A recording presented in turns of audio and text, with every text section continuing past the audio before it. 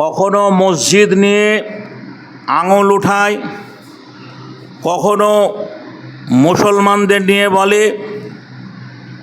একটা কথা আপনাদের বলবো, পশ্চিম বাংলায় মাননীয় মুখ্যমন্ত্রী মহাশয় এখন শুধু উনি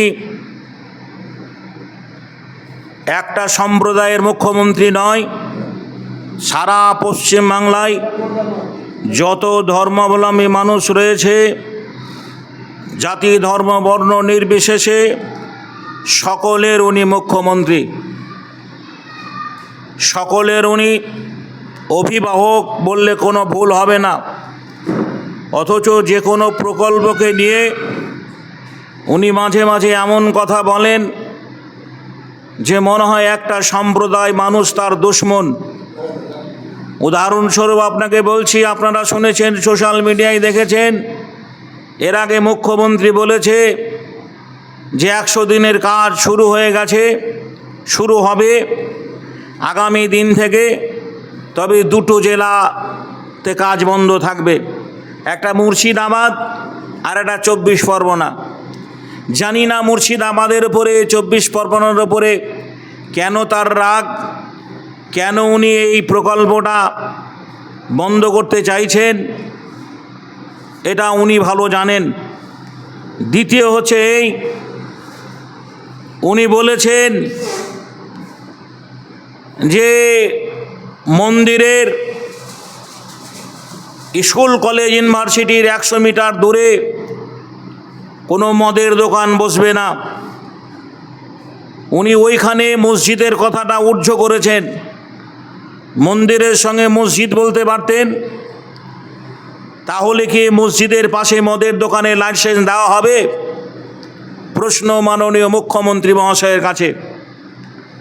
দ্বিতীয়ত হচ্ছে, ইদানিং আজকালের মধ্যে একজন তাদের মহান নেতা বলেছেন মাদ্রাসা শিক্ষা করে কোনো লাভ নেই, মাদ্রাসায় লেখাপড়া করে কোনো লাভ নেই, কোনো লাভ হবে না, মাদ্রাসায় ডাক্তার ইঞ্জিনিয়ার হয় না।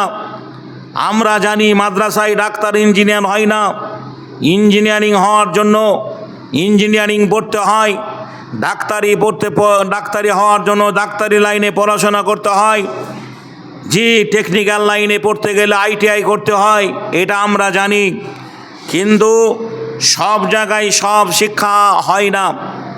এখানে এক জায়গায় লেখা আছে যে বস্ত্রালয়, এখানে লেখা আছে যে বস্ত্রালয়।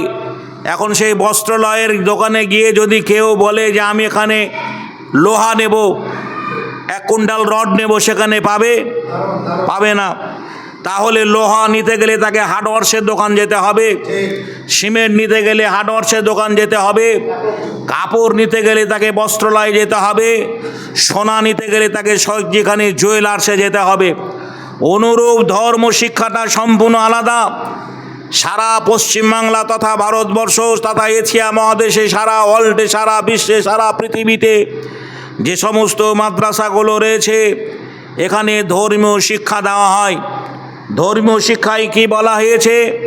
যেমনি মা বাপের পায়ের নিচে একটা ছেলের জান্নাত, তাই বিশ্বের কোনো সাংবাদিক, কোনো মিডিয়া প্রমাণ করতে পারবে না যে মাদ্রাসায় পড়া একজন হাফেজ, মাদ্রাসায় পড়া একজন আলেম, মাদ্রাসায় পড়া একজন মৌলানা তারা বৃদ্ধ বাপ মাকে বৃদ্ধাশ্রমে রেখে এসছে।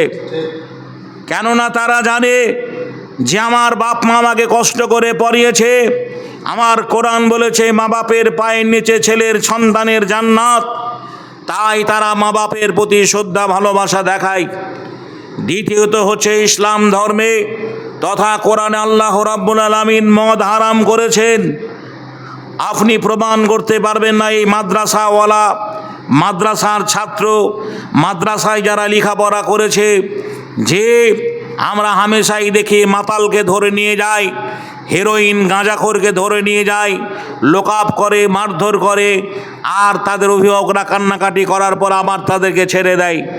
কিন্তু বাংলার মাটিতে একটা আলে মদ খেয়ে মাতলামি করেছে, একটা মৌলানা মদ খায়, প্রমাণ করতে পারবে না কোনো মিডিয়া। কেননা মাদ্রাসায় পড়ানো হয় মানব চরিত্র, একটা মানুষের চরিত্রটা কেমন হবে। আমরা পড়েছি যেই পশ্চিমবাংলা তথা ভারতবর্ষের মাটিতে হিন্দু সমাজের মধ্যে সতীদাহ প্রথা ছিল। সতীদাহ প্রথা কি? একটা অল্প বয়সী মহিলার স্বামী মারা গেলে পরে সেই মেয়েটার বাঁচার অধিকার ছিল না। তার স্বামীর চিতায় জ্যান্ত অবস্থায় মেয়েটাকে হাত পা বেঁধে ফেলে দেওয়া হতো, একে সতীদাহ প্রথা বলে। এই বঙ্কিমচন্দ্র চট্টোপাধ্যায় মাদ্রাসায় পড়েছিল বলে, মাদ্রাসায় শিক্ষা অর্জন করেছিল বলে সতীদাহ প্রথার উপরে আন্দোলন করেছিলেন। এই মাদ্রাসায় পড়েছে বলে আজও জেনা হয় না, জেনা থেকে মানুষ সংযত থাকে, জেনার হাত থেকে মানুষ বাঁচে। আমার ধর্মে বলা হয়েছে একটা প্রতিবেশীর সঙ্গে সৎভাবে তোমাদের জীবনযাপন করতে হবে। বাড়ির আশপাশে 40টা ঘর নিয়ে প্রতিবেশী, এই 40টা ঘরের আশপাশে অন্য কোনো সম্প্রদায়ের মানুষ, সে বিধর্মী হতে পারে, অন্য ধর্মের মানুষ হতে পারে, সে আমার প্রতিবেশী।